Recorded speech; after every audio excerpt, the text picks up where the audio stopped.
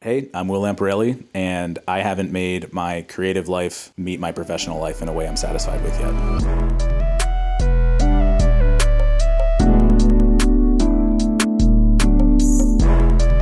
This is intro, take 3. What was wrong with the last one? Just go. Okay. Just say your thing. I'm Hayden Garrett with Indie Not Films, and I'm with Jannik and Hayden, and today we're talking to our friend Will Lamparelli, who we've worked with quite a bit here in LA, and he has a lot of great insights, especially on the production side of things. And we're doing something a little bit different from one of our other episodes, which is Will has actually made it. So it's going to be actually a lot of insight with him as a production manager / production coordinator. He has tips and tricks of how he looks for PAs and what's made his job a living hell as well as a little bit easier. So he's going to give us a lot of insight on that. And he's got experience in New York and LA. Yeah, so especially if you're a PA trying to start out, this will be a really good one for you. I felt like I have already made it, but this current version of made it is becoming stale. For so long, I was a production assistant for 4 years where I made just like no money, and I didn't take any pride in the work I was doing outside of like the ability to pack the back of a truck well. Year like 3 of making $30,000 and like having $20,000 of student debt and like, you know, just like really like not having a direction and like living and dying with the "Are you available?" text message. I eventually broke out of that and was able to production coordinate, and I really didn't do that for very long before I was a production manager. And then like once you kind of know how to do everything, it's like, you know, within 6 months of that, I produced like my first commercial, and like, you know, it was small. It wasn't really like something I'd be like, look at this thing that I made. But I think a lot about like the inequalities. I mean, inequalities top to bottom at every job are insane, but like when you're on set and everyone's a freelancer, like it just feels like more visceral, where like a PA is showing up with like a busted ass car. They don't have car insurance. They need this money from this job to pay their rent in 2 days, but they won't get paid for this job in a month. Versus the Steadicam operator who is only going to be there for 10 hours and his kit rental is $1,800 and his labor is also $1,800. And then when you move into the office and you're not, you know, your jobs go from 2 days into 3 or 4 weeks and your rate doubles or triples, it's like all of a sudden I had so much more money than I had before. And like, you know, it's not like an insane amount of money, but when you're living paycheck to paycheck and then all of a sudden you can like buy like a $1,500 mattress, Yeah. you know, you're like, whoa, I did it. Chiming in a little bit because I've only just kind of experienced it slightly this last year. I felt like I was doing a lot of the same things. Like, I don't know if I felt like my experience pushed me to make this money that I'm making. It honestly just kind of like being in the right place at the right time, meeting the right people, and then them giving me this job that, I mean, I didn't feel like I deserved, but I still did a good job in the process of doing it. I like what you said about like feeling like finally you have pride in your work, because there's like no sense of that when you're PAing. And I recently kind of got into some jobs too where I felt a lot more pride in my work, and it was like what was happening was pretty much all me. I told you the commercial I recently did the production design thing for.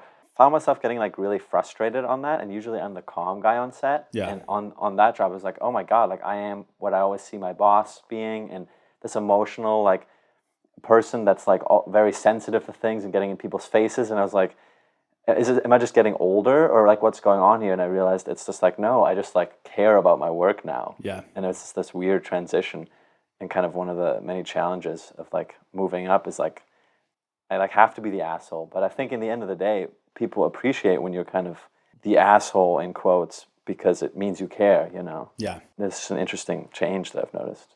Well, it's also like, I remember, you know, when I started sending emails for like 90% of my job, you know, when you're a PA, you show up on set and like the person who hired you has been a part of this job for 3 weeks and they're fried and they're angry. Yeah. And, you know, you like, oh, go out and buy this specific kind of disposable napkin because of, you know, the talent or whatever.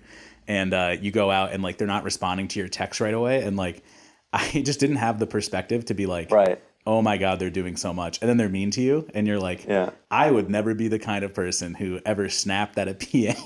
And like, with that said, I really am not that person, but I have. And I have been, you know, probably like people have been like, wow, that guy kind of like maybe didn't need to be that mean, but it's like you deal with so much silly details. By the time you're on set, you're just so fried and like angry and you want it to be over that it's like, yeah, sometimes people are, there's like victims in your path. And Right. it's just funny where it's like, you know, before you do it, you're like, that will never be me. The second you do it, you go, oh, that's me.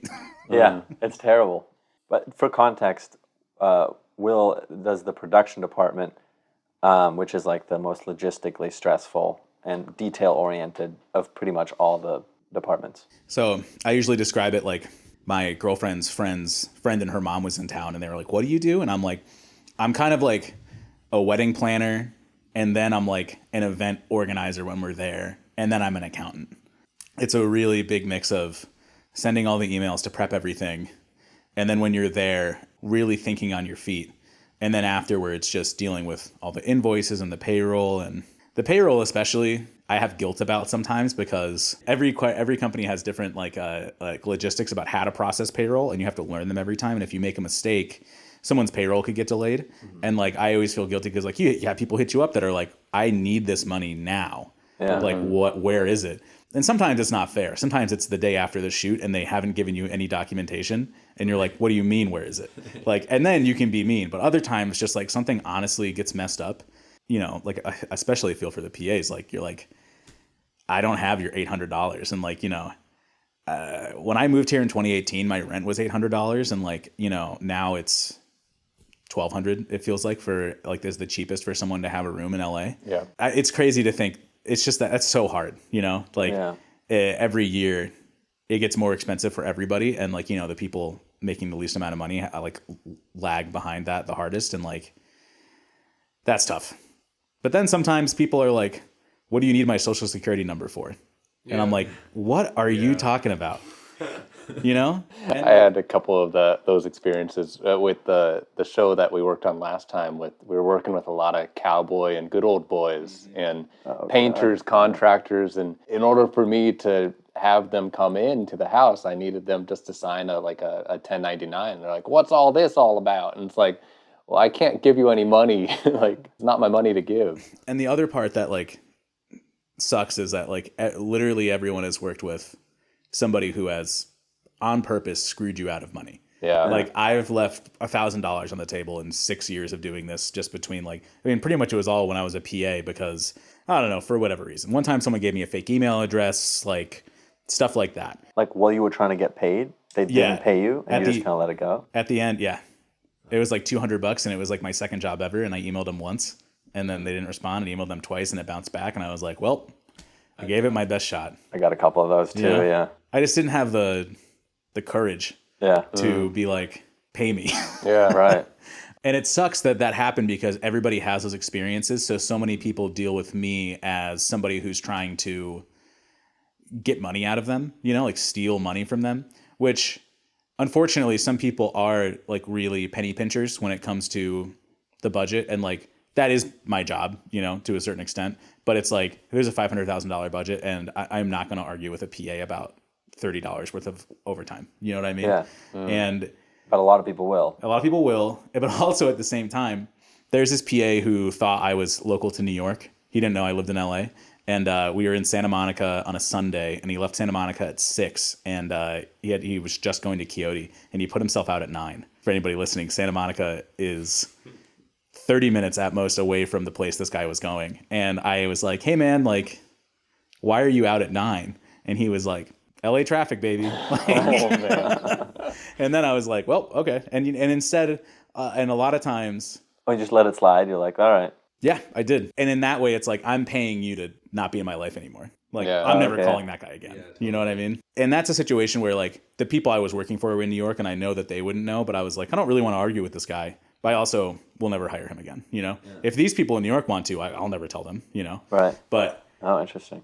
and then other times when people try to do it to you, when they know that you're local and they know, and they're just doing it just to like rub it in your face, then it's like, I got the tools to be like, okay, you're making me be a stickler.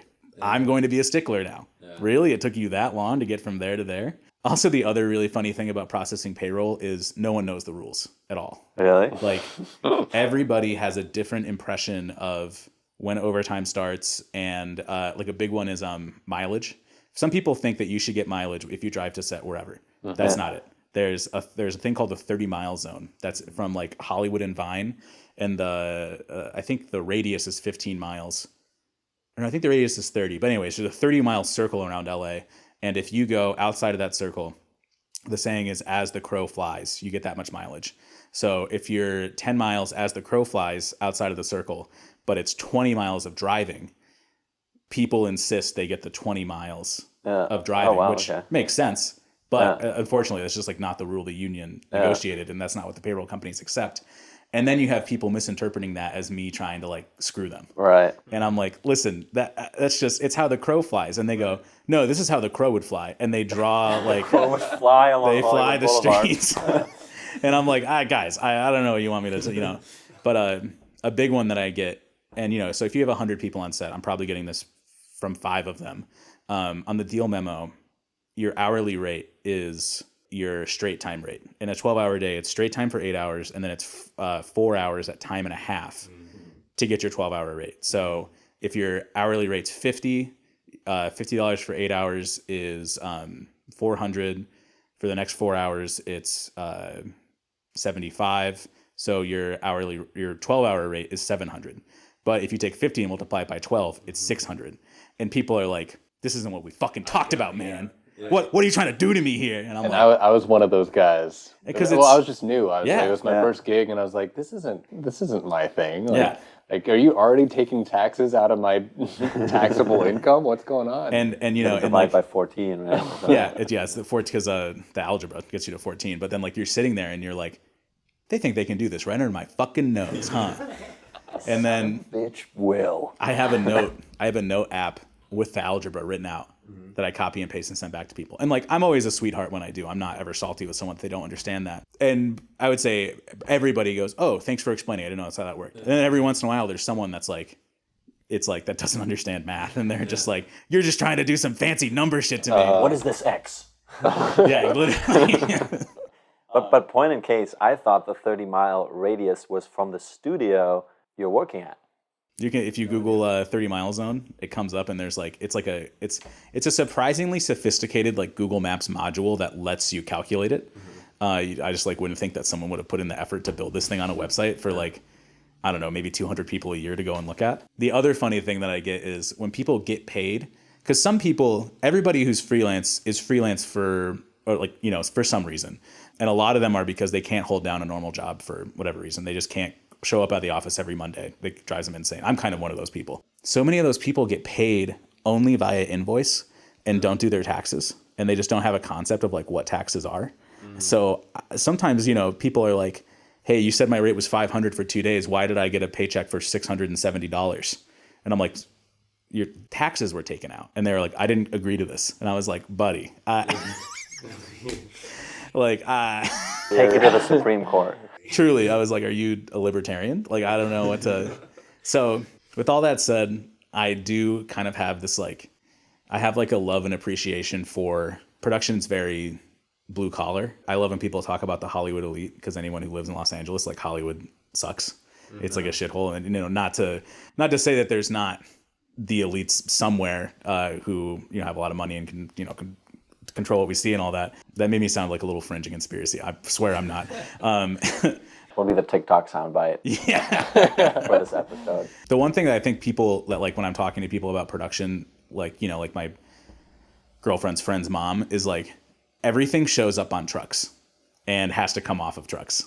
And like I'm like, yeah. So like for when I was a PA and I did a year in New York, I was driving box trucks like through Manhattan, and I was like 22 and I had no idea what I was doing. I always make this joke that like I went to, like, it was like Christmas time, and someone was like, "Were you naughty or nice this year?" And I was like, "I was naughty." And they're like, "Well, what do you mean?" And I was like, "I was driving trucks and like taking off mirrors and not stopping or anything." And it's like the person who's in charge of me has never driven a truck around before. They don't know how much stuff fits in a truck. They don't know this. They don't know that. I need that $175 for 15 hours of work because I have to pay my rent and go buy like rice and beans to stay afloat. You know what I mean? So I was so surprised how easily it was for them just to hand you a keys to like a 3-ton truck. Oh, like, yeah. "Oh, and I'm just going to drive it." And LA traffic. You do know I just moved here like 2 months ago. Okay. They don't care. They don't want to know. Ignorance is bliss. And like, that was another thing where I never thought I'd be the guy that throws a child the keys.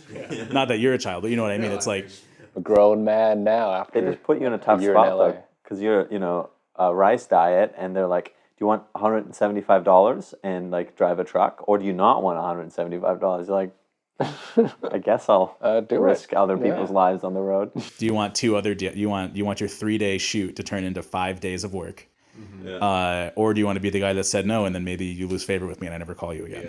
You know what I mean? Like, my best truck accomplishment, which I tell this to art guys to make them That's us. think I'm cool. It's my first week in LA. My friend who lives in New York, she's a producer director for Kids Bop, and they're doing a Kids Bop music video at the YouTube studio in Playa Vista. And she texts me and goes, "I just moved to LA, right? Can you drive a truck?" And I was like, "Yeah, of course." I show up at Quixote. It's a 5-ton truck, which is Long boy. twice the size of like a normal truck that you would drive for production, and they have air brakes, which is just like a whole other kind of braking system that there's a whole bunch of buttons there that you don't know how to use. When I look at the paperwork, I'm like, there's no way they're going to rent this to me. Because like, and this is like one of those other things like where it's like no one knows the rules. No one knows the rules about who can drive what kind of truck. Yeah, isn't that a different driver's license? I would have thought that too, but they rented it to me. And I would have had to imagine that if it was illegal for me to drive that, they would not have rented it to me. You know what I mean? But separately, like there's a whole Department of Transportation compliance thing that not all companies do. I talked to that guy once, and he's like, if you don't have all of this paperwork, it's illegal for you to drive like any vehicle for a production if you don't have this kind of license and this kind of paperwork. And he's like, but they'll only get you on it if the cop is aware of that rule and wants to get you. So that's another case of like no one knows the rules. So anyways, I check out this massive truck, and there's an art guy with me, and I'm 22, 23, and like I looked a lot younger then. I still kind of look young now, but like I'm 28. But the guy asked me, he goes, "Do you know how to drive a truck like this?" And I thought it wouldn't help if we were both nervous. So I went, "Oh yeah. Oh yeah, I drive these all the time." And so my advice for anybody who's driving a truck, if you just go slow, like it'll be fine. Like go slow, give yourself a lot of time to brake, strap down everything right, you'll be fine. But so the first stop is the Warner Brothers prop house. And you have to back it into the loading dock. That's a rough corner. And it is, it's like the worst. It's pretty bad. It's probably like the most difficult truck maneuver that you can do in Los Angeles. I have a good story with this after like, yours. Yeah, you got like 3 Yeah. Union 44 low Union dudes staring at you while you do it. Yeah. And like talking and snickering. Yeah. And like, And they know that you're doing some silly bullshit because like you're a kid and you're obviously not a union truck driver. yeah. The only spot in the dock that was open was between two other 40-foot long 3 tons or 5 tons. Yeah. The guy in the passenger seat gets out to help me do it. The first time I do it, I'm not even close. Like by the time I stop the truck and put it in reverse, I'm not far enough forward to hit the spot. So, and he's like, "Yeah, man, like you got to go forward like 20 more feet." And I'm like, this isn't good. And then I go forward, and then there's like a guy just like walking towards me, like one of those guys that lives on the lot, it looks like, and he's got a clipboard, and he kind of sees me, and he's looking back there, and he's like, "Right here is good." And he kind of stops me, and he watches my front, and cuts does the wheel signals for me, and I just nailed it. And I get in the spot, and I'm like, "Let's go!" I'm like popping off, and the art assistant who's helping me is like, "That was amazing, and I know you've never done this before." So I tell that to art guys every once in a while, and they go, "Oh my God, you backed into the Warner Brothers prop house spot?" I always go, it's a one-way, I always go the wrong way. And then at the exit, someone's like, "Dude, are you crazy? You just like went the wrong way." It's like, I'm sorry. I'm a celebrity. That's another thing about those lots is like, I'm so surprised that, in general, I'm surprised like more stuff doesn't happen with regular people and celebrities. Just because like, I've been to John Legend's and Chrissy Teigen's house as a PA. Someone called me the night before, and I just showed up and I was there, and like, not that I'd ever do anything with that information, but like, I know where they live. You know what I mean? Yeah. And like in the same respect, like I'm just some guy driving a truck, and like I'm on the Warner Brothers lot. Like you could get out and walk around and hang out there all day, and no one would ever kick you out probably unless you did something crazy. You just have to walk fast, maybe with a ladder. Yeah, and you're fine. And then they're like, "Oh, he's good. He's busy. He's got to get up somewhere high." The craziest almost job that I couldn't do because I was on like a 3-day shoot and the guy was like, "Can you replace me for this thing tomorrow?" I was like, "No, I need the money. I'm on this thing." And he goes, "If it makes any difference, you're going to be driving James Comey around in an SUV." And it was James Comey, the ex-FBI director, doing his book tour. Like, maybe not even the book was out yet, but like he was doing his documentary tour right after he got fired by Trump. And I was like, I could be some crazy guy. Yeah, I know. Just any guy. And then with anger issues. truly. And a knife. Anyways, so I rebel about that sometimes. Tell me. Well, yeah, my story, it's, I mean, pretty similar to yours, where like they just hand me a 3-ton truck and like, "Oh, you're going to go to the Warner Brothers lot, pick some tables and chairs up." And I get over to do the back end, and I have a Mini Cooper. Like, Yeah. I An Austin Powers An Austin branded Powers Mini Cooper. branded Mini Cooper that I like. So my usual back end is just like having all angles of awareness Yeah. to go anywhere. And now I'm backing in this 3-ton truck. And how I usually tend to do this is like just completely wing it. And like just confidence and ignorance is my best way of going about this. Not always the best way to do it, because I'm like, I'm just going to back up and see what happens. I already saw three people, you know, like the 44 guys or whatever were hanging out, and like, well, if I hit something, they're going to tell me. And this transpo guy, he waves at me, and as I'm backing in, he's like, "What the hell do you think you're doing?" And I'm like, "I'm backing up the truck." He's like, "You are this close from my truck." And I'm like, "Okay, well, would you like to help me, sir?" He's like, "Yeah, it looks like you need it." And I'm like, "Thanks." Yeah. Okay. And He then, thinks he's roasting you. yeah, you know, I was like, finally, someone's helping me out. And, you know, I do a 3-point turn to back up and manage to go in. And I get out of the car, and he's like, "Who gave you like the keys to that truck? No one should ever." And so he ends up, he roasts me a whole bunch about like how young I am and I shouldn't be driving a truck. But then the funny part is that he's like, "You know what? You got guts, kid." Have you ever thought about respected you for it? Have you ever thought about joining 399? Like, you'd be a great truck driver Wow. for Transpo. I'm like, "Did you just see me back this truck Or up? hear what you just said? Yeah, I like your spunk." Yeah. The 399 guys want you to join 399 so bad. And it's suspicious. and Why? well, they're the strongest union, and they Yeah. have the best benefits because you need the transportation. They get paid portal to portal. The second they step out of their house, and the second they step into their house, like they're sneakily like the guy that drives the motorhome. If call time is 6, he's putting himself out of his house at 4 because they live in like Rancho Santa Cucamonga. Clarita. They always live as far away They as live possible. super far, and then they put themselves back home at like midnight, and they're getting 8 hours of double time and their day rate already is $1,000. So it's like they're getting 8 hours of like at least like $1,400 an hour or something like that. Yeah. They're making like an insane amount of money, and there's a dark time in my life where I was like, I'm gonna be a Teamster. Please. No, yeah. Like- 399 is my retirement plan. Because you hear about like how good it is, but you have to. It's already too late for us. Yeah. Because It's like 10,000 hours or something. you got to get a bunch of days. Yeah. It has to be when the entertainment industry, like at large, is expanding, because you have to get your days within a certain amount of time. You have to know somebody who's in it, and then they were telling me they were like you live like close to LA and you work for like 40 years, and then you get your retirement and you buy your house somewhere like in Florida for cash. And they were telling me that, but I was still kind of like, okay, like, you know, I could maybe do this. And then they all, like 3 of them walked away, and one goes, "If you become a Teamster, you're gonna watch your kids grow up behind your back." Oh, man. Yeah, because they work like Yeah. 16 hours a day. Yeah, you're Sometimes out. 7 days a week. And if you don't say yes to the call when they're going through the roles, you get bumped down to the bottom or something like that. So if you're not constantly saying yes, like you kind of fall out of favor with the people that call, or I don't know, something. This is another case of no one really knows how anything works. Hey, do you remember the forklift story for the truck when they cut the rails into the lift gate? We were picking up these rocks for this show. Just on the topic of not knowing how trucks work. Yeah. And we go to this rock place, and this guy with a forklift who does not care about, you know, he knows trucks. He's probably, I don't know, some union, blah, blah, blah. He like picks up the rocks, which is like, I don't know, tons, like huge amount of rocks, drives under our lift gate it's so heavy that it cuts grooves into the lift gate from his forklift, like chains are just cutting grooves into like the solid steel thing. Backs up and is like, I don't think your lift gate can handle this amount of weight. It's like, It took you that? yeah, thank you. Like, I don't know, thousands of dollars in damage. Yeah, he was about to just let it rip. Yeah. The one thing I'm really good at is, I would say like every third or fourth shoot, somebody crashes a vehicle. I'm so good at predicting how much it costs. You have to fill out an incident report and do like estimations, and like 3 in a row, I was within like $100. Oh, nice. And it's always people, driving into.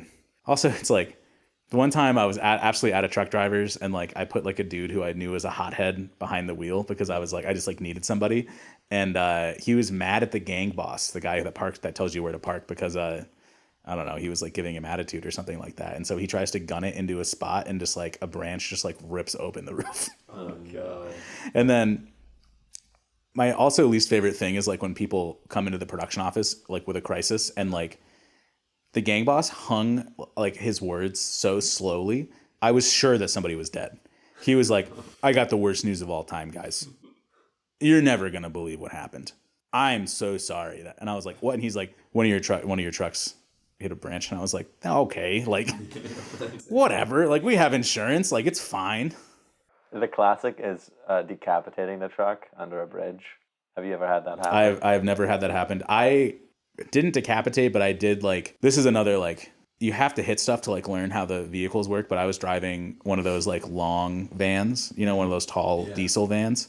And I backed into a garage that was like underground. And, the hill was kind of steep, and then I was going really slow, and I had someone spotting me, and they were like, you're good. Like, and I snuck under there totally fine.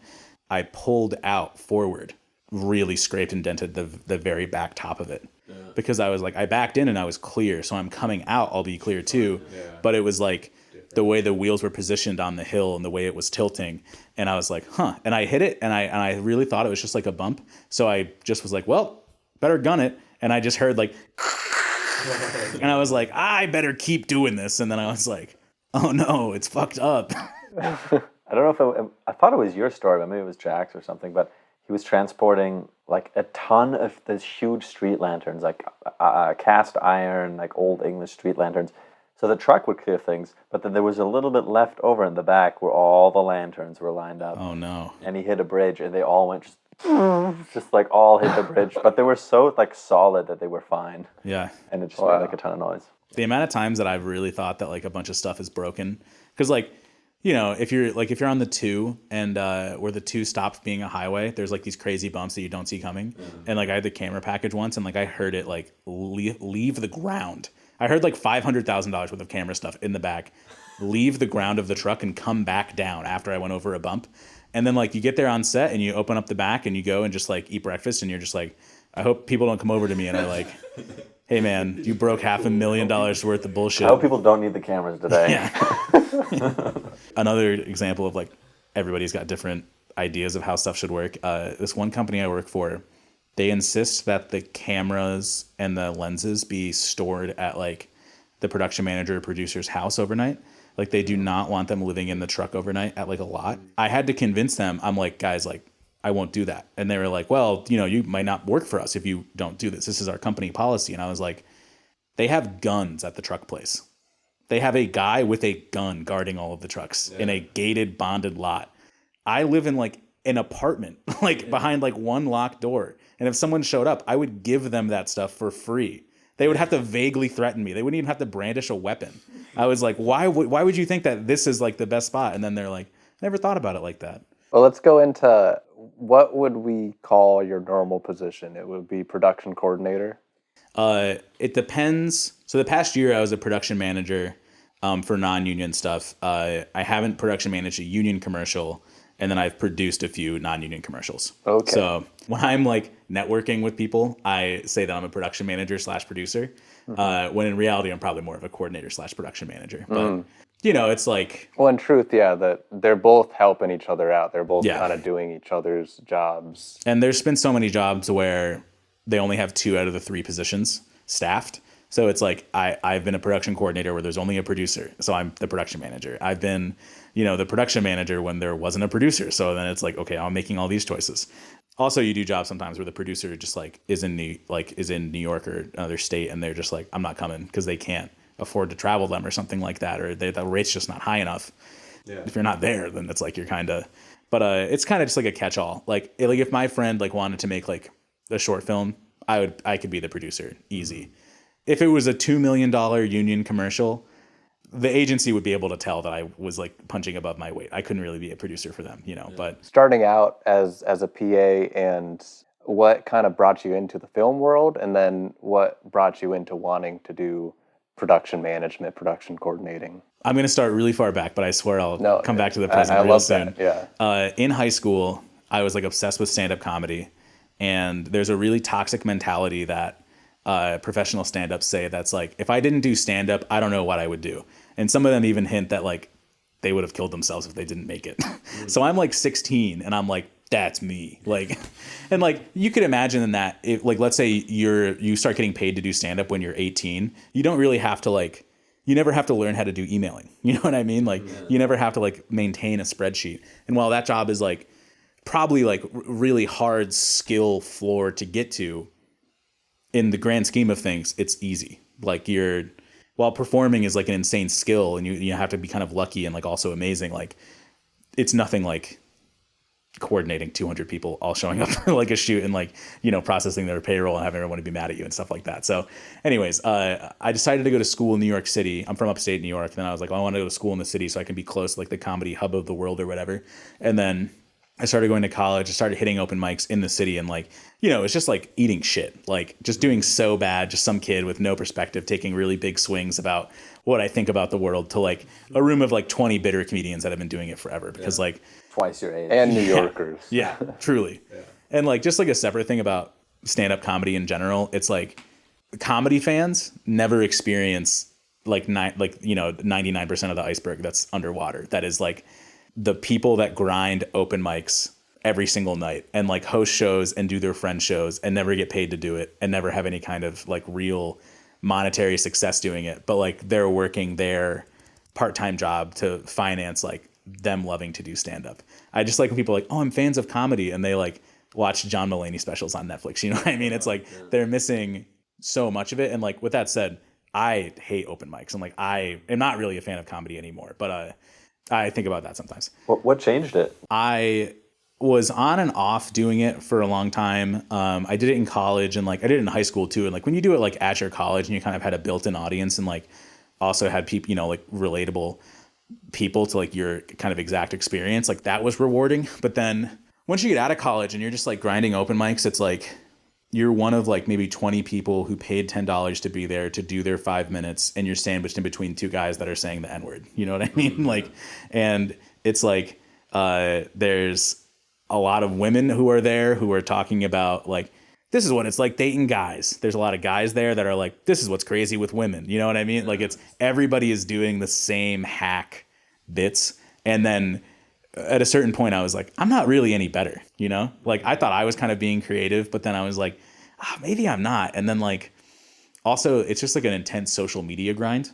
You have to be in like a network of comedians that will repost each other's stuff. Hopefully one of you makes it, but it just seemed like it wasn't fun anymore. So I'm a business major in college for like 2 years. And I remember it being so easy. Like my first math class was like plotting points on a graph. Like that joke, like I'm a business major, my homework is like coloring in this book. Like it kind of was like that. Like I had like a 4.0 the first 2 years and like I wasn't trying that hard and like I'm not a genius. You know what I mean? Like it's not. And then I was a guest host. I was a guest on my friend's talk show for her like studio final for the communication department. And I was like, oh my God, we have a studio. And then like, it was a made up talk show. And the host was like a fortune teller. And then I was like Brother Jasper, who was the founder of our college. And I was like playing him like an absolute asshole. And like, I don't believe in ghosts. I'm not supernatural at all. However, the second that I start acting like a jerk And like, I'm telling people I'm blind because I drank too much. Like I'm making I'm making a bunch of weird priest jokes. When we went back and watched the recording, it glitched and it doesn't exist. Wow. The second I started being mean, and I was like, well, Brother Jasper wiped this. That's anyways. And so then I'm like, okay, I'm going to switch majors and do this instead. And like I had credits, so I like mostly graduated on time. A writer from Late Night with Seth, his name is Mike Scollins, he founded the improv team that I was on at the college. And so he had like an internship opportunity, and I was one of 20 people who submitted like resumes that like he got to look at. And truly like at the bottom of mine saying like, I'm on the improv team, got me the internship, or got me the interview, and then I got the internship. But it's like, I always giggle at that because it's like, that's the only time that will ever like really like tangibly benefit me. So I was an intern at Late Night for like 6 months, and I was like one of the good ones. There was there was 20 of us. There was a lot, and there was like 11 of us there at a time. It was mostly errand running. We didn't really do anything of consequence, but it was like, I loved 30 Rock growing up, and like there I was like in 30 Rock, like running up and down the hallways, like I was like a little like Liz Lemon. So it was really awesome. And I had an absolutely brutal internship supervisor who actually made it like not fun a lot of the time. Just like a boss that was like really demeaning. She told me to go downstairs and like get a package for Emily, like that someone was delivering. And on her way in, this woman, Emily, got the package herself. And like there was no way that I could have known that. But then I was downstairs kind of just like freaking out because I couldn't find it. And I went back upstairs, and she like did like the loud and slow thing to me, like in front of the whole office, like, I told you to get the package for Emily. What about that? Did you not understand? And I'm like, I like went into the intern corner where they stashed us, and the other interns like all put their hands on me and were like, you're going to be okay. But I came out of that with like the only skill I kind of had was like knowing how to be like around like celebrity and like a cool place without, kind of like freaking out, because like they, I was like running errands. I was picking up dry cleaning. I wasn't doing anything. I was kind of doing PA stuff. Did you guys watch BoJack Horseman? Yeah. Mm-hmm. The funniest joke to me in BoJack Horseman is like I forget which season, but like BoJack's daughter is like hooked up with like one of the PAs, and BoJack mistakes the intern for one of the PAs, and then like when the story concludes, the intern is like, "You thought I was a PA? Yes." And I saw that like in the beginning part when I started doing production, and I was like, that is so niche and spot on.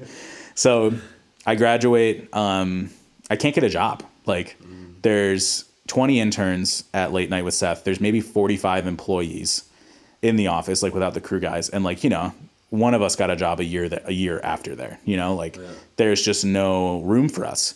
And so I apply to a bunch of jobs. I don't get anything. And then my dad's girlfriend's niece was a freelance producer director. She was like, oh, like you could help me out with this shoot. And like looking back on it, I got experience, but it was like a little more exploitative than I realized. Like I was the only PA on like a web series that shot 7 nights in a row, driving a van around New York. Yeah, for no money. And it was brutal. So I kind of got like a taste. Like I remember like kind of having like an anxiety attack at like 2 a.m. eating like crew meal, which is like Chinese food that was like right there, and just like having heart palpitations and being like, this is insane. Like and this whole time I'm staying on my friend's couch for like 4 months in Brooklyn. By the time I was off of that couch, there was a me indent on the couch. Nice. I mean, I don't know if any of those guys would listen to this podcast, but Quinn, Mike, Doug, I stayed on their couch for 4 or 6 months, and like every day I'd be like, you have to tell me if I've overstayed my welcome. And they're like, we love you. You need to stay. And like, I wouldn't be able to. And now as a guy who has a couch, I'm like, I wouldn't let anybody live here for 6 months. So I love those guys. And so I'm in New York, and I'm doing a lot of like really shitty jobs, like really hard ones, like getting flat rated at like 175 or 150 for like 15, 16-hour days. In New York, the roads are like a lot more complicated to drive on. Like the only place you can't take a truck on in LA is like the 110 north of downtown.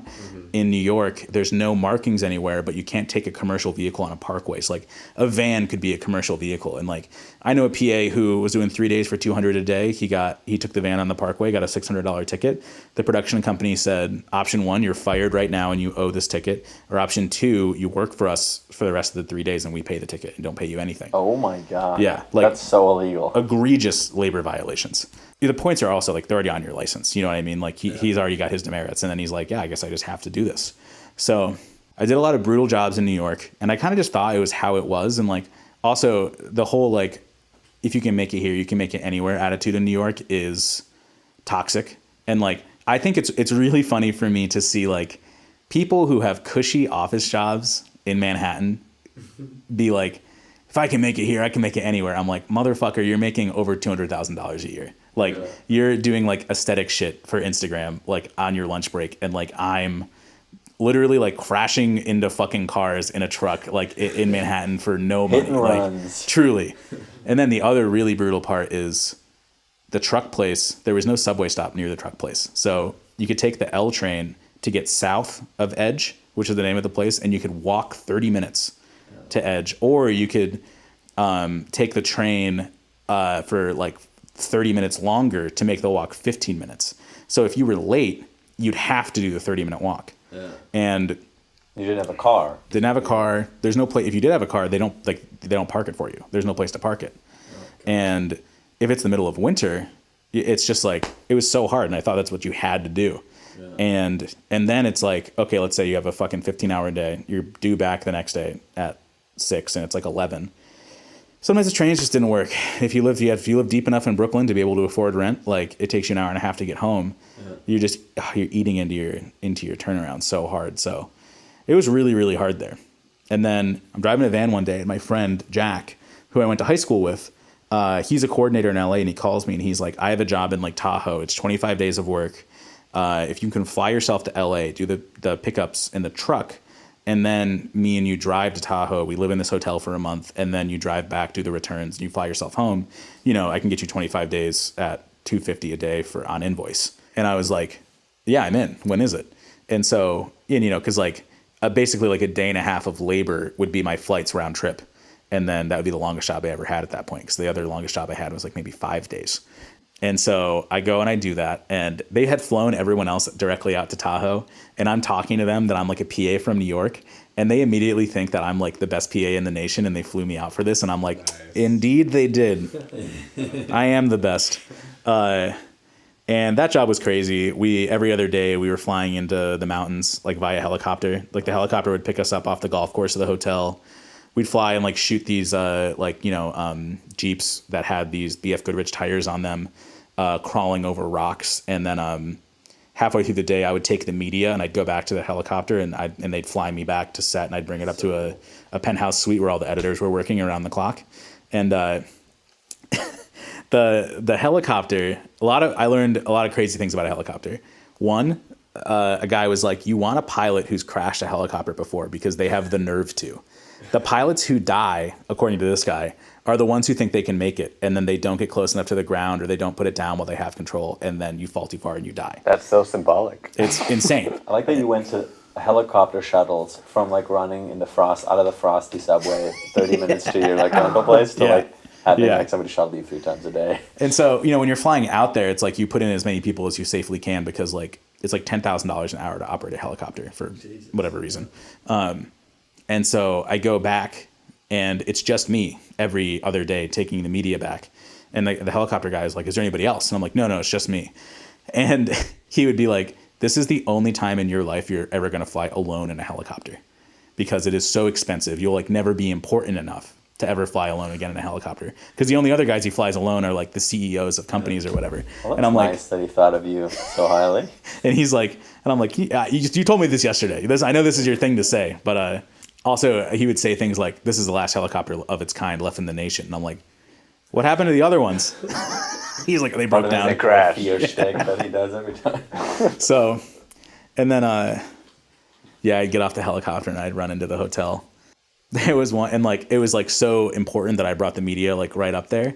And then it was funny, my the girl I was seeing at the time came out to stay at the hotel for like a weekend, and she was at the pool when I flew back by the helicopter and like saw me coming, and like she said like she was like, I thought you were flying back to hang out with me.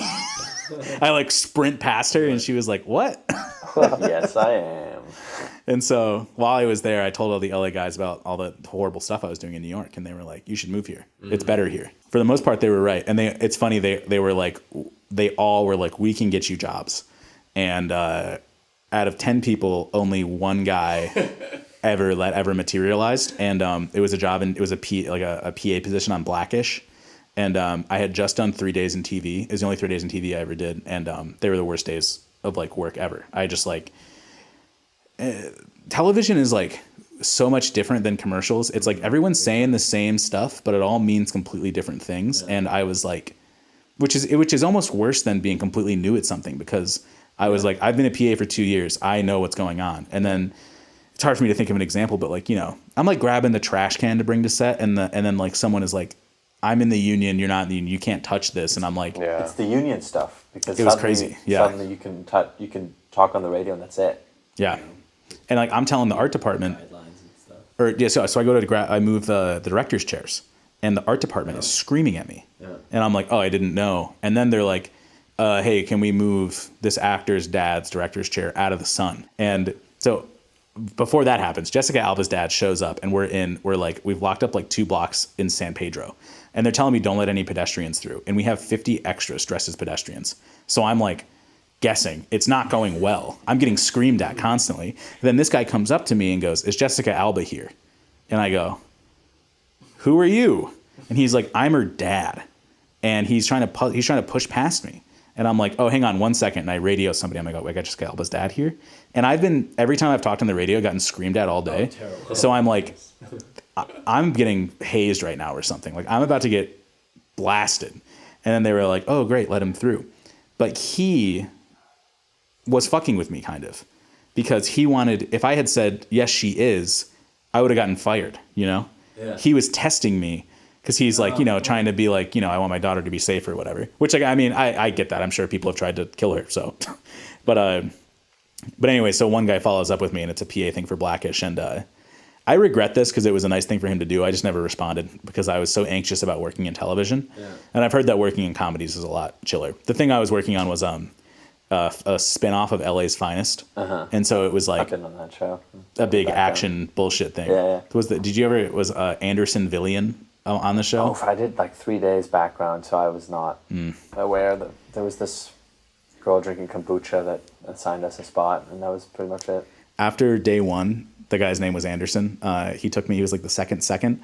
He like was like, hey, how long have you been doing this for? Was this your first day ever? And I was like, ugh. I know. It wasn't. You're like, I'm from New York, actually. Yeah. He was not buying the New York card.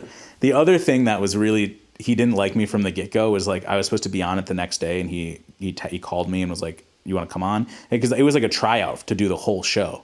Yeah. And I was like, oh yeah, I'm in. And he was like, okay, let's put you on for 3 days just to see. He texted me, and I put my phone down, and he texted me, what's your email? And I didn't see it. And then I saw it, and I was like, oh, I'm so sorry, here it is. But there was some weird glitch on my phone where it would not send email addresses.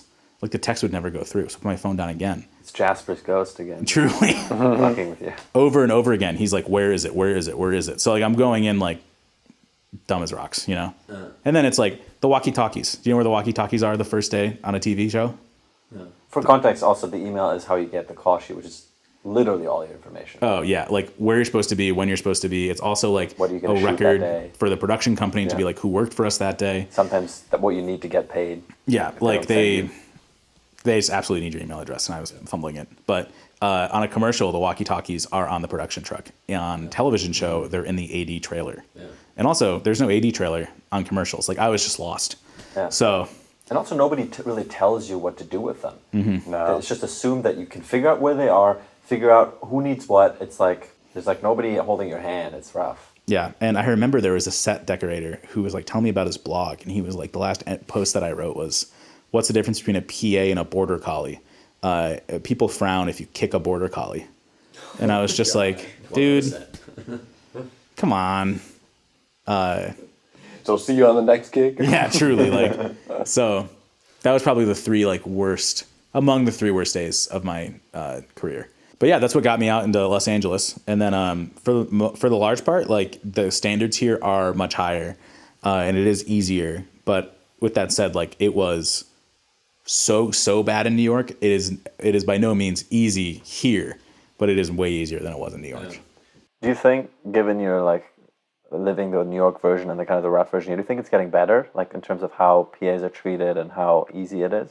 Kind of. I would say on the stuff that I've been a part of, yes.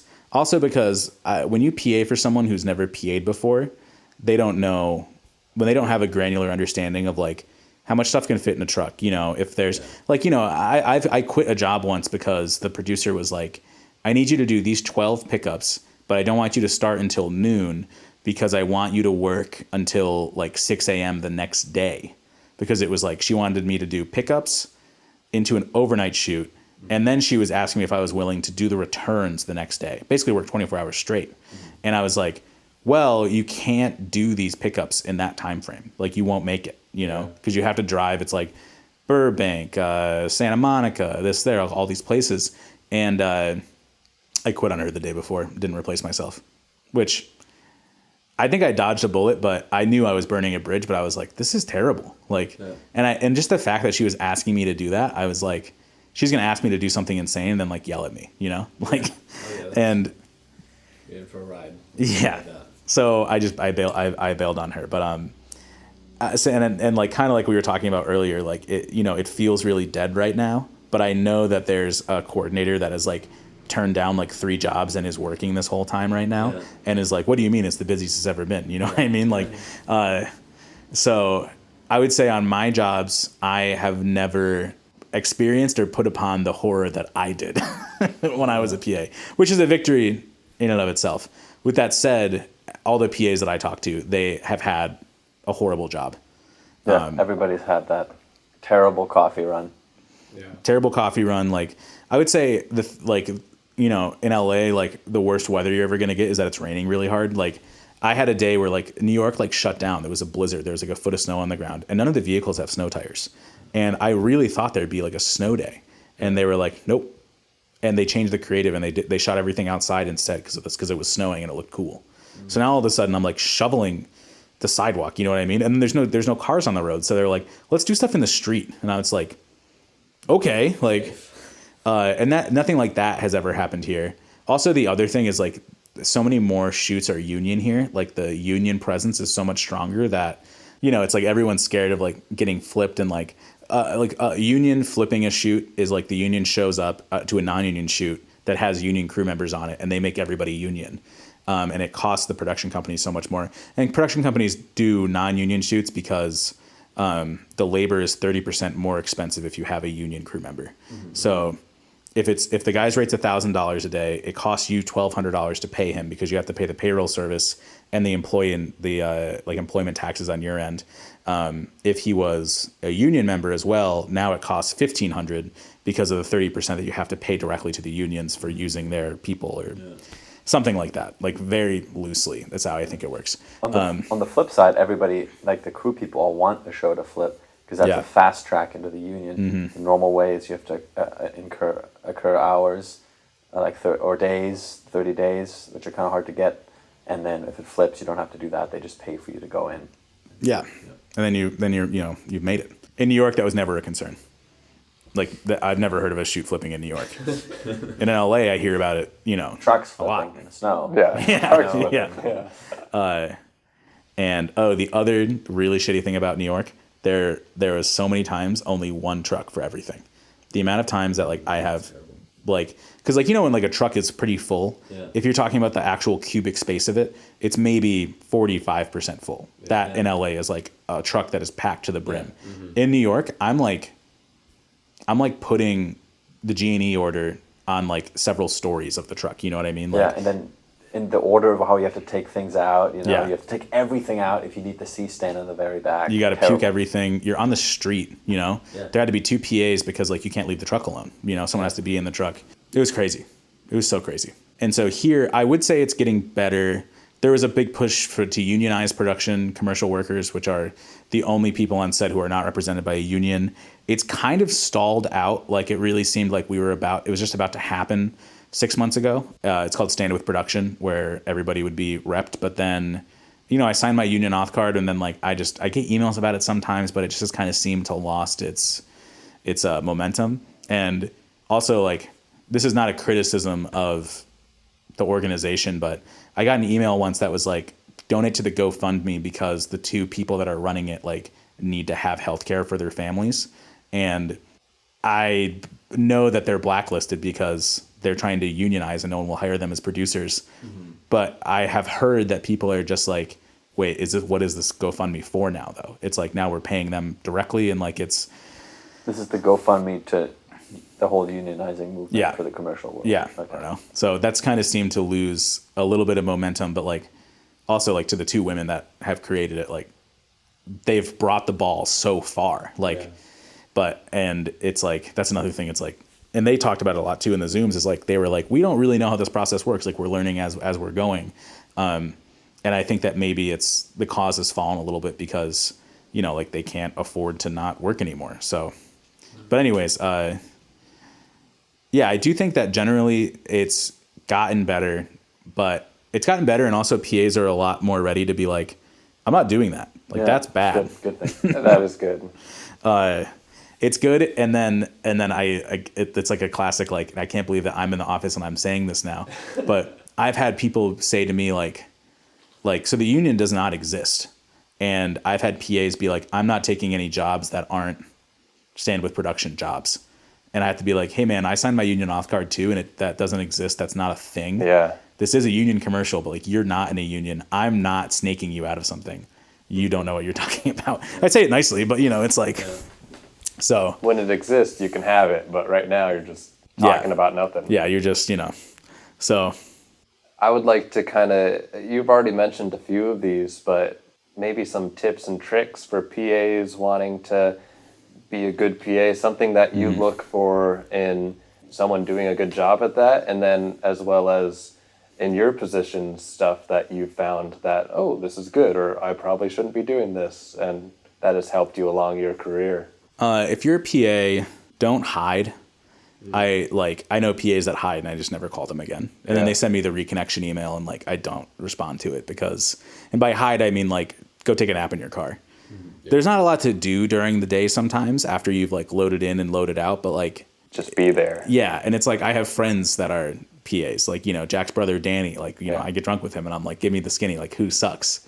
Don't be inappropriate. So be nice to Danny. Be nice to Danny. I know a PA who, he knew something about a woman who was on set, and he told everybody. Oof. And she was a porn star, in a past life. Mm-hmm. And some people recognized her, and like another guy told it to me, but he said it like, I think that's her, and I knew him well, and I was like, oh yeah. And then another PA told me that this PA was telling everyone, like, don't be inappropriate. Like, there was a guy who was my boss once, and he's a white guy. He did a Chinese accent, and the office PA did it back, and then I was alone with the office PA, and I went, hey, never do that. I'm telling you, I know that he was your boss and made you feel comfortable to do that. You can literally never do that. Mm-hmm. Someone will overhear you and blacklist you. And also, this is like the only chance I'm ever going to give you to never do that again. Mm-hmm. And he was like very receptive to it. I was like, oh, thank you. Don't be late. Like, just don't be, if had PA show up 2 hours late because they overslept, you got to figure out a way to make sure you get up at 4 a.m. Yeah. Like, I have the anxiety too. I also have like 3 alarms set. But it's also tough when you're a PA and you're not making that much money. It's like, why the fuck should I not be late? Like, I don't really like avail texts, Like, I have some people who hit me up too many times letting me know that they were available. Like, every week. I'm available this week. I'm available this week. I'm like, okay. And I don't know. That's more of like, you have to strike a balance. I'm not saying never do it, but it's like, you kind of, I know this sounds messed up, but like, people don't really want to hire people that are like desperate. Yeah. Like, if you're sending someone that text every week and then you show up and you have a bad day on set and make a bunch of mistakes, it's like, maybe this is why you're not employed. You know what I mean? It's like, you can make those connections. Like, don't do something you can't do. Like, I would always tell people I've never driven a truck, but I'd be willing to, which was the truth. And then someone threw me the keys and I couldn't believe it and I figured it out. But like, don't tell someone that you can and then you can't and you crash. Like, yeah, totally. It's just like, you'll get blacklisted. Also, like, I've caught PAs smoking weed on set. Never. And again, I'm not a guy that's like going to be like, hey, don't do that. You'll never hear from me again, you know? Yeah. Like that guy that lied about how long it took him to get back to the place and overdid it by 3 hours. It's like, you know, people will say like, you have to be willing to do absolutely anything at all times for any hours of the day, like blah, blah, blah. And like, that is one way to approach it. And that's kind of how I approached it. But on the flip side, like I was helping out in a friend's short film because he wanted to pay a COVID officer like $800 to come in and test everybody. And I was like, I'm your friend. I will do it for free. Like, it's fine. Yeah. And there was a PA there and she was asking everyone what they wanted to drink and going to the cooler and bringing it to them. And I was like the production manager on set. And I was like, hey, like, did anybody tell you to do that? And she was like, no, I just want to leave a really good impression on everyone. And I was like, you're going to burn yourself out. You can't do that. Yeah. Like, and she was like, well, I want people, when they hear my name, to think I'm this go-getter, will do it, you know, everything and anything. And I'm like, they're not going to remember you like that. They're going to remember you as like someone who was like their waiter kind of, or they could like really boss around, who'll do anything. So you kind of have to say yes to pretty much everything. Don't go get everybody drinks on set. Like, don't be so, you know, eager. I would say like, if you wanted to like get in the camera department, you should drive like the camera truck, because then the camera people have a reason to talk to you. It's tough. I have a PA who started texting me, and like when this person started texting me, it was like all of a sudden I was like, whoa, I'm kind of someone's mentor now. You know, like one day you are not the young person on set. You're kind of someone that has experience and like people want from you. And you're like, oh my God, I have gray hair. What happened? And he was like, is it appropriate to go up to the DP and ask him about the camera? And I was like, not really. Like, you know, you got to pick your spots. Like what I like to do, one of the joys that I have is like, if I'm, you know, like the production manager or coordinator, and I know a PA that wants to get into the electric department, I will talk to the gaffer and go, if you need any help, this guy has been in electric before, you know, and then rarely it works out. Yeah. But, I mean, I'd like to think that I appreciate that. And you've done that. You've done that with me a few times. And I mean, I usually just stand in and they're like, oh, we figured it out. And it's like, oh, well, I was here. Good job. And I mean, I'd like to think that I, you know, loosely helped you get your production designer job because I introduced you to Chloe. You are literally the reason. I'm blushing. You introduced me to Chloe, and she's been like the number one person to get me all my jobs except one of them. Yeah. So, big thank you. And you know, it's like, you know, there's you did exactly what you said, where you like found out about it and then went the back way and talked to them directly, versus me like having to like fight my way to figuring out who it is and if they're approachable. And it's like, you know, it's because I felt bad that I made you get all that stuff in that long van and then drive it up like a really windy, dangerous road. And then, you know, I was like, oh, I gotta do something. So I was like, hey, Chloe, this guy could be great.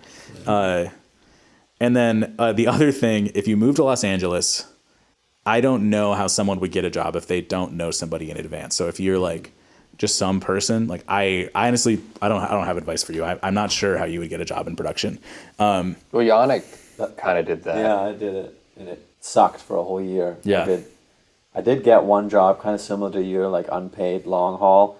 I did like a 3-month TV show, and it cost me like $6,000 just to like be able to exist out here because I was 18. Mm-hmm. It didn't pay. It got sued because it also didn't pay other people that they promised they would pay. I was never promised I would be paid, so I was just like moving up the ranks of all the people that quit and learning a bunch. So in a way that was good, but the project was cursed. I never got anything out of it. Except experience, but no more connections.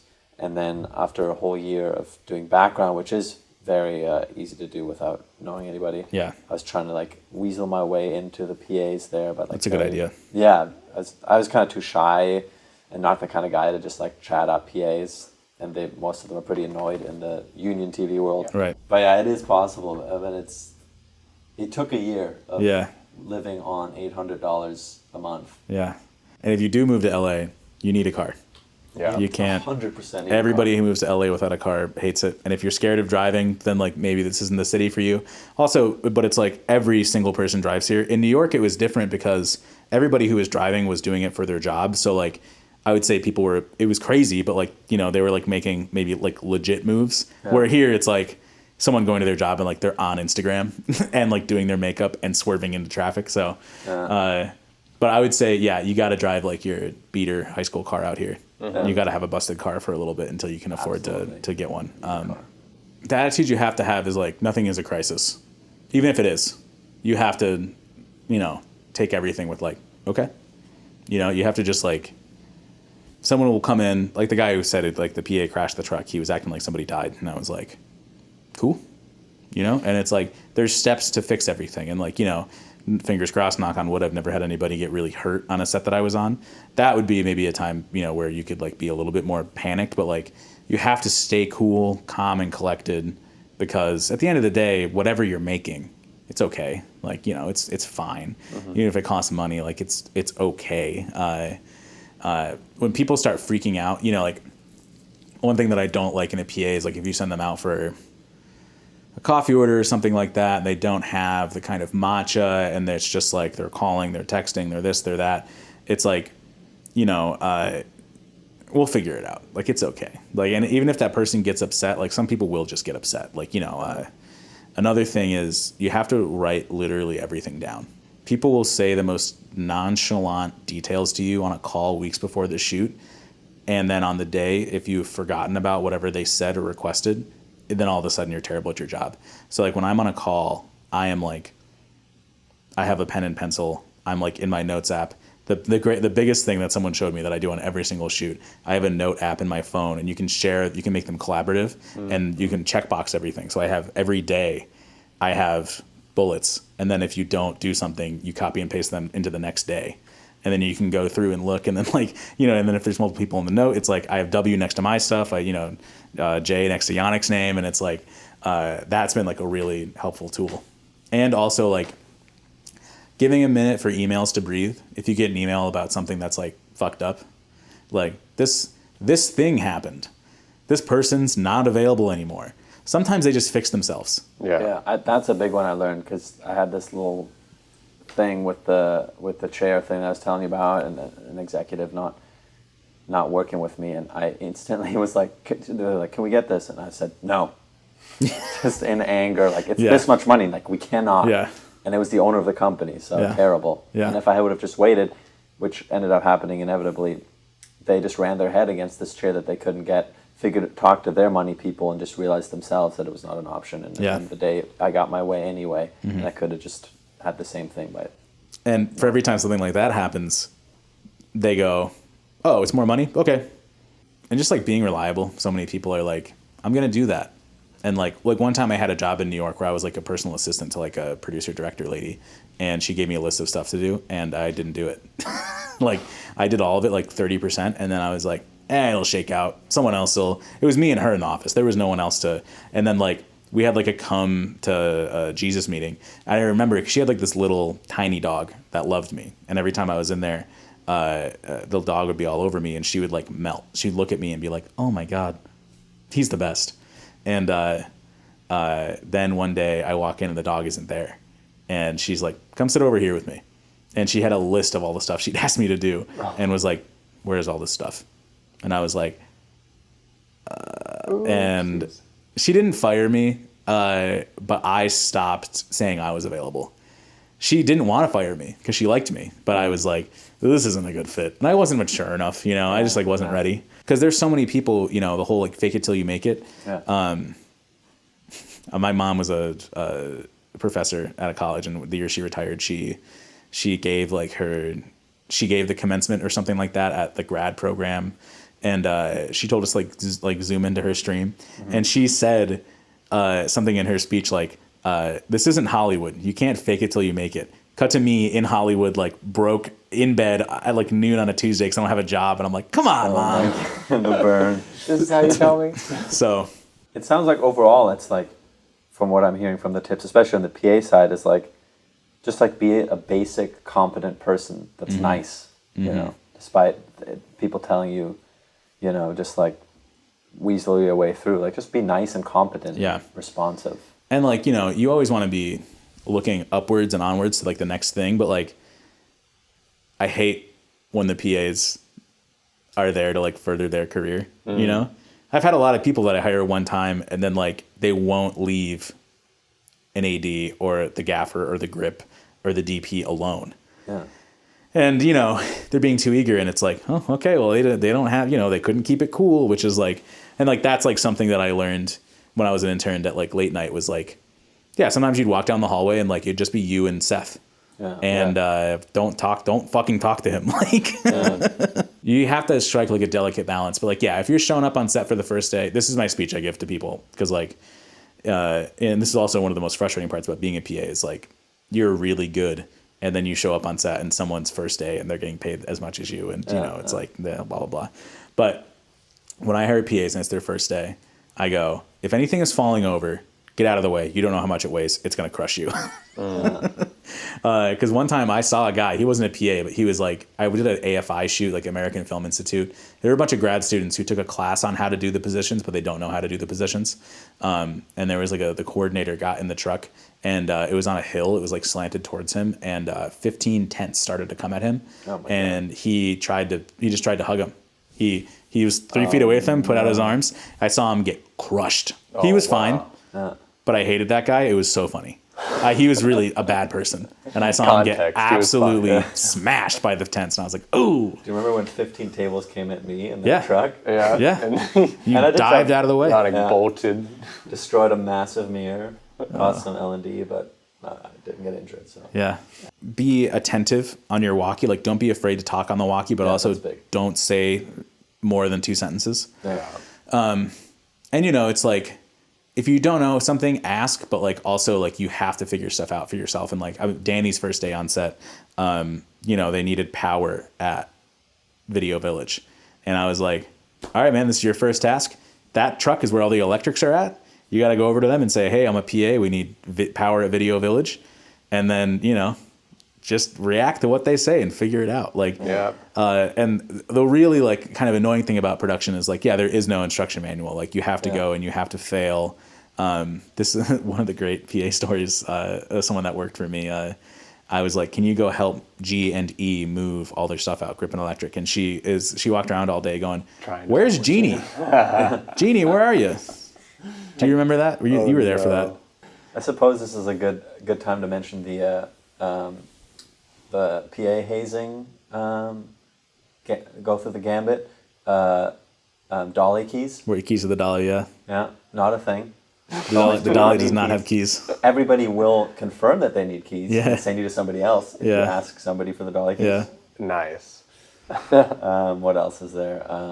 There's a legendary PA story that I hear every once in a while that is a myth. Every time I hear it, it happens on a different bridge, but it's a PA on a tech scout, and the AD in the back is the AD who did the Michael Jackson Pepsi commercial, who is supposedly an asshole, and the AD is being really mean to the PA, and the PA stops the pass fan in the middle of the bridge, gets out and says "fuck you" and takes the keys and throws them over. I've heard it on the Brooklyn Bridge, the Williamsburg Bridge, a bridge in downtown LA. It's like a wet dream that is passed on. Yeah, truly. And they're like, they really gave it to him. I'm like, who told you that story? And they're like, oh, I don't really know. Some guy. Every time the bridge gets bigger and the car more expensive. The story we need to thrive us to the next generation. In the beginning when I said, you know, like part of how I feel like I've made it, but now it's kind of gotten stale is like, I haven't really been doing commercials that long, but it's like, you know, the agency, because like everything you see on the camera in a commercial is so calculated, like what colors the people are wearing, you know, exactly what kind of shoes, what this, what that. And like, you know, at the end of the day, when you're like, this is for a gym, like, I don't care, you know? And some people treat it like it's their dream, like the creative people, not on the production side, but like the agency people, they treat it like it's their creative vision. And it's like so annoying and difficult to work with that it's like, you know, my part 2 of like how I see myself making it is like, you know, I got my story that I want to tell, and it's I worked at Bouncy House Rentals when I was in high school and college for like 6 years, and the show would basically be like a love letter to blue collar working people, and just like the dichotomy between all these people who are doing like, they're like the seediest, grossest people who are doing children's entertainment, you know? Like, we'd roll up in like a van that was busted with blacked out windows, and like the muffler would be shooting out black smoke to like a YMCA, and we'd roll out the bounces in the back, and they'd be like, some white mom would be looking at us like, what? So that's kind of, I don't know if it's like a short film or it's like, I don't know if it'd be a TV show. And like, you know, I still like, I don't do comedy anymore, but like, you know, I'm still, you know, I was tweeting for a long time. And then I've actually recently, the past like 6 weeks, like I started making TikToks and, it's like going kind of well. Wow. I made one that got What a 1 million sentence. likes. Oh, that's, And then I that's got like, not kind of. yeah, it's like I got 2,000 followers. So like I have strangers, you know, who are like, whoa, I like this. So I try to like, and also, another tip, you're going to be unemployed like for long stretches if you do freelance stuff. And it's like, you have to do something to make yourself not depressed. Yeah. Cause you can really associate your self-worth with how much money you're making. And so like one of the things I'm doing now is like, yeah, you know, it's like I wake up and I'm like, let me think of like maybe like a funny idea. And like, you know, some of them are like one takers where I'm looking in the camera saying something silly, or it's like, and this was like, I'm not really good at editing and shooting stuff. One, I didn't write a script for, and the premise was like, I'm a piano player at an arena and I don't know how to play the piano and it's making the fans upset and they eventually kill me. And I had that idea and I shot it all in like the different perspectives. And then I found footage online of like fans rioting and I tried to put it all together, but I didn't write a script. It made no sense. So that was 4 hours right there. So then I had to go back and I did another 4 hours where I wrote a script and reshot it and edited it together. And then I'm looking at it and I'm like, I can't tell if this is good or horrible now. And like, it was okay. But 8 hours of productivity. 8 hours of Like doing self-worth. something. And then I was like, oh my God. So now I think the revelation, I had this last night where I was like, cause I, you know, for a long time on this Bouncy Bounce show, I like wrote a spec in like, or not a spec, a pilot in college for a class. The show is like through the eyes of a teenager at his first day of work. And the guy that runs it is this crazy guy who I love dearly and is a real person, that like gave me so much. And like, I tell him all the time that like the Bouncy Bounce business was really what kind of prepared me for production, because like you're working with a bunch of crazy people, you put a bunch of stuff on trucks, just show up and people are upset and you make it work, you know? And he loves that. And he's, you know, loved the stories that I got to tell him from the stuff I do. But now I've realized that I'm not the kid, I'm the crazy guy. Yeah. So I haven't exactly like, you know, and I'm not really a great writer, and like, you know, I think I'm funny, but like I haven't really, I can't say that like I can like really like write like a screenplay. So my new thing is like, I'm going to try to keep making these, you know, videos on TikTok, and then hopefully like amass like, I don't know, a number, maybe like 10,000 followers. And then I'll put like an Indiegogo in my description and I'll be like, this is what I want to make. Stay tuned for that. I'm going to need you guys. Well, yeah, and I mean, same for us. It's this podcast thing is kind of the thing for Jannik and I to be like, okay, well, we're not really working the next few days. Let's get someone and try to get someone on, and it does have the potential to make money. It's not really the reason why we started. It's like for us, this is helpful for us as much as it's just valuable for anybody trying to make it themselves, and it's really valuable. All these different stories we're hearing from everyone trying to do the same thing, but like maybe they're in the Greek film industry or trying to do film in Portland, Oregon, and it's like different ways to do the same thing, and that's kind of the message I want to come across with this. The other like really big tip that my friend Jack told me that one of his professors told him, which I inadvertently did, is if you don't live in like a place where production happens and you want to do it, you need to move somewhere and go broke. Like, you can be broke at home where you grew up, or you can leave and like be broke here, you know, be broke in LA or New York or Atlanta or Chicago or Austin. There's so many other places to do it now. And I don't really know how to do it in any of those other places, but no shade to anybody who's stayed at home. But the time to go and be broke somewhere is in your early 20s. And then, you know, you might as well do it somewhere away from home. And give yourself some credit if you are out here and broke and haven't made it yet. That's like a huge step. It's just landing here and being broke here is an achievement. Because it's hard to even do that mentally. Being broke here, it cost you $2,000 or $3,000 to get here and be broke. You know, like you're already and you're so much closer. Like all the stories from all the other podcasts that we've done, you're like one conversation away. As cliche it is, you are so close to. At least you don't even have to be super successful. Or I used to always think actors, to be able to make it as an actor, you have to be an A-lister. No, you can just that C tier. You're already living a good life, you know. But just to get, or even just getting that PA, which then leads to something. You're so close to that, even if you're unemployed for a month and then suddenly you're there. Yeah. Like it was for me, a year and then. Another tip, don't get a pet right away. Oh yeah. I really wanted a cat and I could never afford one, and I got one this year because I can afford one, and like it's great. But I am not broke anymore, but I'm like, I don't want to take him to the vet and spend $2,000. Yeah. But I couldn't imagine doing that when I didn't have any money. And it just wouldn't be fair to the animal, wouldn't be fair to you. That's my other little No pets. Well, we have some like final questions. Something that we usually like to ask is, where do you want to see yourself in 5 years? In 5 years, I want to the title of producer, it means so many different things. And so I would like to, if I needed money, if I wanted to just make money, I could produce a union commercial and my rate would be $1,400 a day for 6 weeks for one project. If I wanted to work on my thing or my friend's thing, I could maybe take that money that I made on the commercial and put it towards the project that I wanted to work on.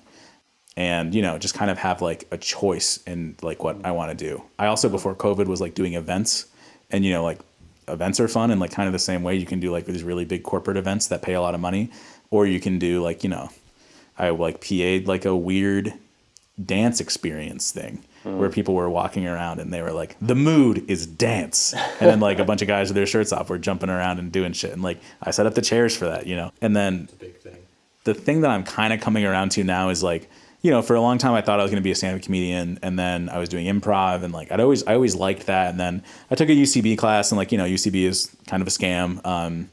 And doing improv is fun. You heard it here first. Yeah. Have you guys taken classes? But I might do groundlings, but right. I agree with you. Yeah. And it's they Still teach you fun, valuable lessons but, there, yeah. but it's it's fun, but it's the people. I was talking to someone and they're they've done all the UCB classes, all the groundlings classes, and they're talking about doing all the groundlings classes, and they're but if I take all of them and I don't become famous, I'm going to be upset. And I was you should not do them. It's but not going to give you the ticket to what Don't you want. Treat it like it is. I have been behind the camera this whole time, but making these videos on TikTok have kind of scratched my creative niche. And I mean I made a video yesterday where it's a bunch of B-roll. I went to the park for 30 minutes and I got B-roll of me just drinking a beer, looking lost, hitchhiking. And the video is I used to be a child star and everybody knew me, and now my life is nothing but glamorous. And then eventually I'm I was the son in the Teletubbies. And I showed the little baby son, and it's that's hilarious. It's just a fun little thing that I did. And so now I'm kind of getting the courage to be I want to be on the camera, you know? And I got coffee with this guy on my hockey team, and he works in comedy TV, all kinds of stuff, a bunch of stuff that I love. And I was can I get a coffee and we can talk about that? And I think that he thought it was going to be a lot more networky than it was. And he kind of went through his whole spiel, and he was if you want to work in comedy TV, you got to go be willing to do anything, blah, blah, all the PA stuff I said. And I was that's not, no. I was I'm looking for a lateral move where I make less money, but I do all the same stuff I know how to do for somebody who wants to, make something fun. Another tip, I know we're ending, but I keep thinking of these tips. This is a thing that people say in comedy, but it's also, I think, just a good tip in general is if you do move here and you're broke, you need to do stuff. Go to the botanical gardens, go to the tar pits, go to the beach. My friend and he goes more, I go sometimes. He was let's go to this chess club. And I was oh, cool. And a bunch of comedians and actors are at the chess club playing chess. Mm-hmm. And I'm doing the Sicilian defense against someone. And it's somebody I've seen on TV who I think is funny. And they're checkmate. Oh my God, you're great at this. And then it didn't happen to me, but it happened to him. He produced a web series for one of them because they were you know how to file a permit, right? So it's you got to go do stuff that you like. Well, all these people that live here are also just living their life. Yeah. So you never know at a chess match or at the botanical gardens who you're going to see. And at the same time, you don't have to do it just to see somebody. You can do it just to get out of the house. It's so important. Yeah. No, I'm on the stage of being broke in LA, and I every day I'm trying to figure out how I can get out of the house. Like just that alone is going to help my mind and just help me get to the next spot. The other, like, I kind of made this mistake. Like, a guy that I know started an app and became like a millionaire in a couple months. And I was working in events and I wasn't really friends with him, but I just like knew him. And I texted him cold, like, hey, it's Will. We've hung out a couple times. I know that you just started this company. I like work for an events company who like puts on corporate events. If you ever need anything, like, let me know. And I should have became friends with him first. Yeah. Yeah. He never responded to me. Yeah. So it's like, if you do, you know, and it's like when I was playing that person in chess, like, Yeah. I wasn't like, can I work with you? You know, it was like, you're I was just like, you chilling. played chess, you know? Yeah, it's the old proverb, the Hollywood proverb, where networking is not the job part. Yeah. You know, it's not the job talk. It's Yeah. the hanging out and being a person. Yeah, just hang out and then like, you know, something will happen or maybe it won't happen. And then I think my final tip is you are going to think 10 different opportunities are it. You're going to go, this is it. I made it. This is the next step.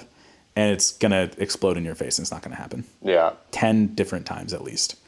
And because PAing sucks. It's really hard. And like, you know, there was like an offer where like for $2,000 a week, I was going to fly to San Francisco, pick up a truck that had this specifically kind of genetically engineered apple called the Envy apple. And I was going to go to farmers markets in San Francisco, offload them, run the booths, put them back on the truck and park the truck back where it was. And the person called me and was like, you got recommended to me by this person. You're a shoo-in, you're it. All you need to do is send me your license. I sent her my license and I was like 10 days away from turning 25.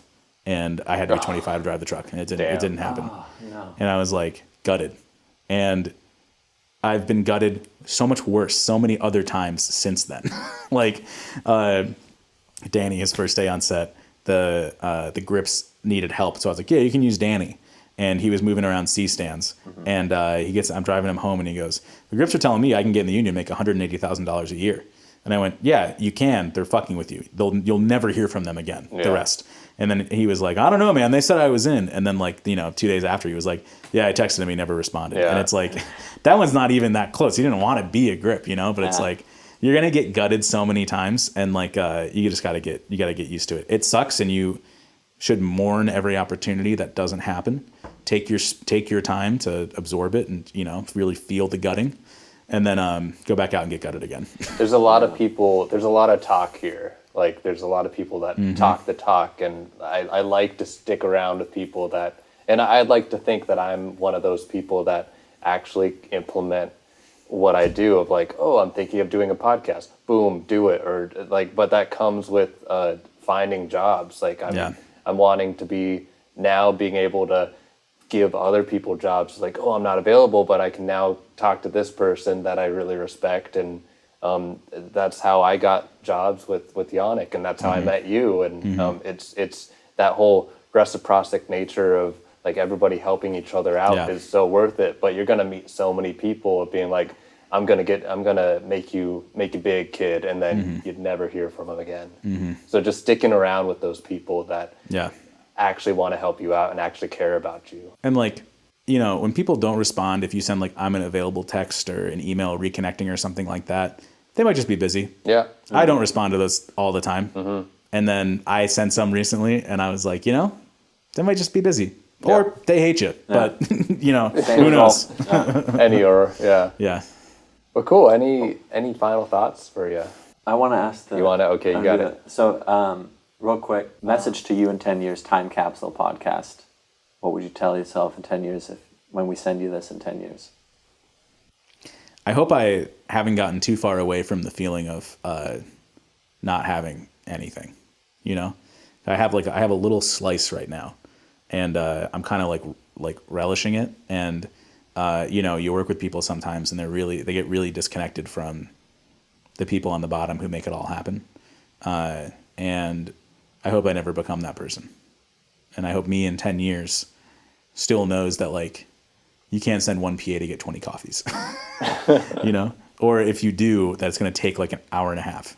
Like, just like not someone who's still in touch with how much stuff can fit in a truck. And I guess like in a larger sense is like how much stuff do we need? How many people does it take? How many trucks does it take? Like when the budget is like $500,000 and the producer is like, we're not bringing on another truck and another PA for 3 days. And it's like $2,000 worth of trucking and labor. That would make everything so much easier. In the end, it won't matter. But I think sometimes people get so far removed from it. They're like, what does this mean? Why do we have this? And it's tough sometimes, you know? Mm-hmm. And I hope I never become like that.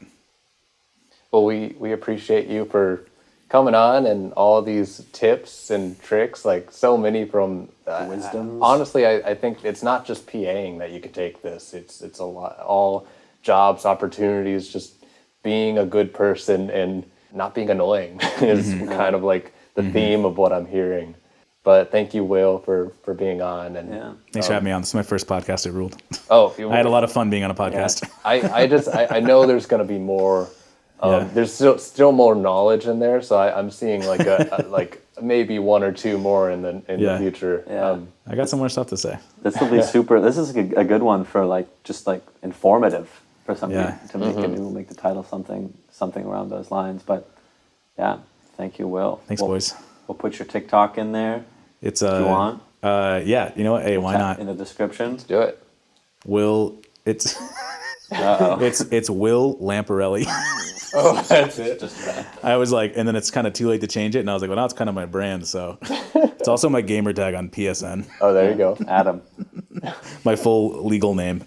Well, thanks, Will.